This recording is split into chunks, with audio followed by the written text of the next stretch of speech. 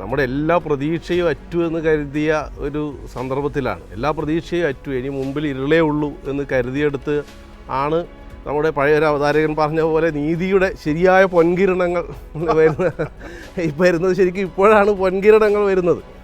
അപ്പോൾ ഈ അടുത്തടുത്ത് വന്ന വിധികൾ അതൊക്കെയാണ് അതിൻ്റെ പിന്നാമ്പുറമായിട്ട് ഒക്കെ ആയിട്ട് നമുക്ക് കാണിക്കാനുള്ളത്. ഇതിൻ്റെ തൊട്ട് പിന്നിലായിട്ടുള്ള വിധികളായി കാണിക്കാനുള്ളത്. കേജ്രിവാളിൻ്റെ ഇലക്ട്രൽ ബോണ്ടിൻ്റെ ഒക്കെ ആയിട്ടുള്ള വിധികളാണ് നമുക്ക് കാണിക്കാനുള്ളത്. ഇതൊക്കെയാണ് ശരിയായ നീതിയുടെ പൊൻകിരണങ്ങൾ എന്ന് പറയുന്നത്.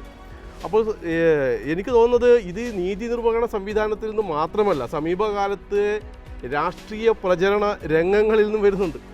ഇപ്പോൾ BJPയുടെ പ്രചരണ വാചകങ്ങൾ പോലും മാറി. ഇപ്പോൾ ഈ സമീപകാലത്തെ തിരഞ്ഞെടുപ്പ് രംഗത്ത് നോക്കിയാൽ ഗ്യാരണ്ടി എന്ന് കേൾക്കാനില്ല, വികസനം പറയുന്നില്ല. അപ്പോൾ മാറ്റം എവിടെയും വ്യക്തമാണ്. അതായത് ഒരു പ്രകാശം, ഇപ്പോൾ പറഞ്ഞ പോലെ ഒരു വലിയൊരു പ്രകാശം നമ്മുടെ മുന്നിൽ വന്നു നിൽക്കുന്നു എന്നുള്ളതാണ്.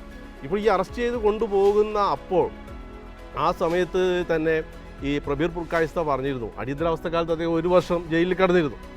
അപ്പോൾ അത് വെച്ചുകൊണ്ട് അദ്ദേഹം പറഞ്ഞത്, അടിയന്തരാവസ്ഥക്കാലത്ത് ഞാൻ 1 വർഷമേ ജയിലിൽ കിടന്നിട്ടുള്ളൂ. അന്ന് ഏതാണ്ട് എല്ലാവർക്കും ഒരു ധാരണയുണ്ടായിരുന്നു, അതായത് 1-2 വർഷമേ നമ്മൾ ജയിലിൽ കിടക്കേണ്ടി വരുന്നു. ഇതെനിക്ക് പ്രവചിക്കാനാവില്ല. ഈ അറസ്റ്റ് എത്ര കാലത്തേക്കാണെന്ന് പറയാൻ പറ്റില്ല. നമുക്കറിയാം, ഇന്ന് ജയിലിൽ ഇപ്പോഴും ജയിലിൽ കിടക്കുന്നവരുണ്ട് അല്ലേ. നമ്മുടെ IPS ഉദ്യോഗസ്ഥൻ സഞ്ജീവ് ഭട്ട്, അതോടൊപ്പം ജയിലിൽ നിന്നും മരണപ്പെട്ട് സ്റ്റാൻ സ്വാമിയെപ്പോലുള്ളവർ ജയിലിൽ നിന്നും മരിച്ചു. അപ്പോൾ അദ്ദേഹം അവസാനം പറഞ്ഞു, ഈ അടിയന്തരാവസ്ഥക്കാലത്ത് നമുക്ക് ഏതാണ്ടൊരു ധാരണയുണ്ടായിരുന്നു എത്ര കാലം ജയിലിൽ കിടക്കാമായിരുന്നു. ഇത് അനിശ്ചിതമാണ്. ഇത് എത്ര കാലത്തേക്കാണെന്ന് നമുക്ക് പറയാൻ പറ്റില്ല. അതാണ് ആ ഒരു പ്രതീക്ഷയറ്റ കാലത്ത് നിന്നും അദ്ദേഹം പോകുന്നതാണ്. ആ ഒരു പോക്കിനെയാണ് ഒരുപക്ഷെ നമ്മുടെ നീതിപീഠം തടയിട്ടിരിക്കുന്നത്.